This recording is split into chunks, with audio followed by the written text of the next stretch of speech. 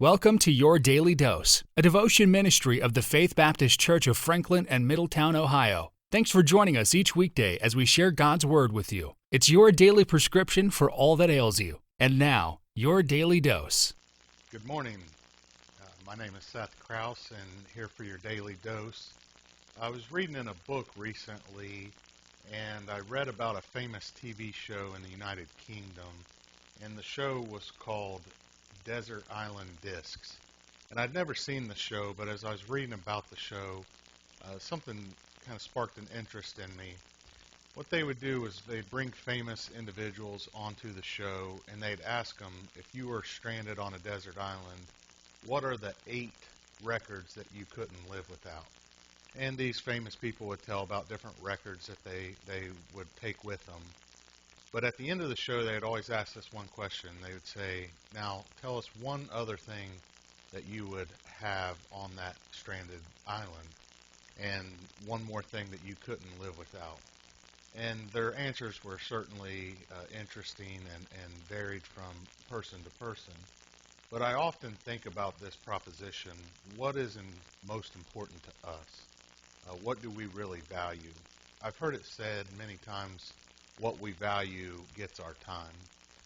And for some of us, you might take your favorite food on that island. Or for others, it may be that family heirloom that you wouldn't want to be without. I think for kids, it might be a favorite stuffed animal that they sleep with. And for teens, I certainly think it would probably be their cell phone anymore.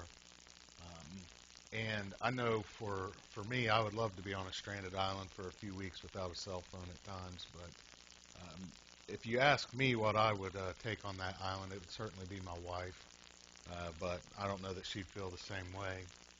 But during this pandemic, I think it's given us a real opportunity to slow down and focus on our life and what's important in life. And that's something that I've been thinking about lately. And as I was reading this book and reading about that TV show, that's kind of what came to mind. Everyone in the 21st century is so busy, and we go from one thing to the next, and it seems like we don't take a break. And I think this time that we've experienced this last few weeks has given us that opportunity. And when I think about what is really important, I always go back to this story in the Bible that I've read many times, and I always seem to get something new from it. But it's in Luke chapter 10, verses 38 through 42, and we see an example of this very thing.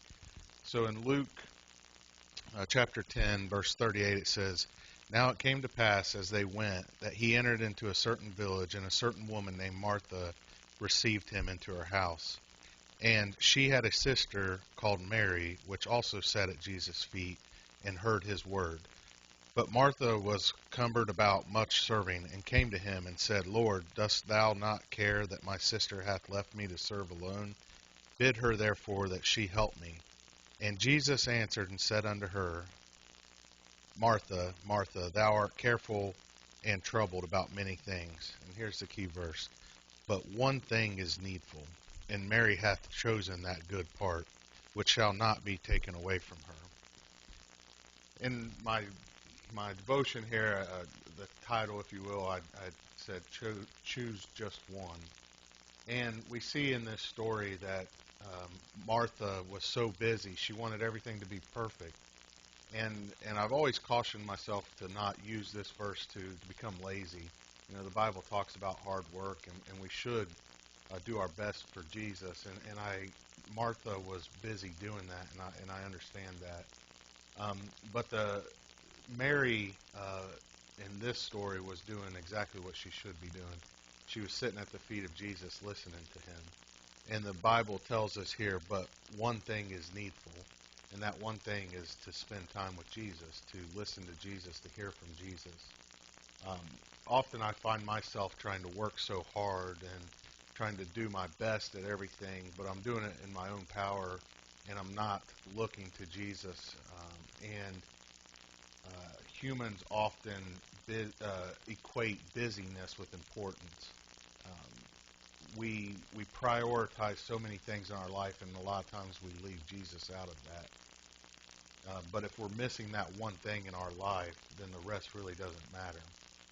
Uh, I said just a second ago, humans equate busyness with importance, but God is more impressed with obedience.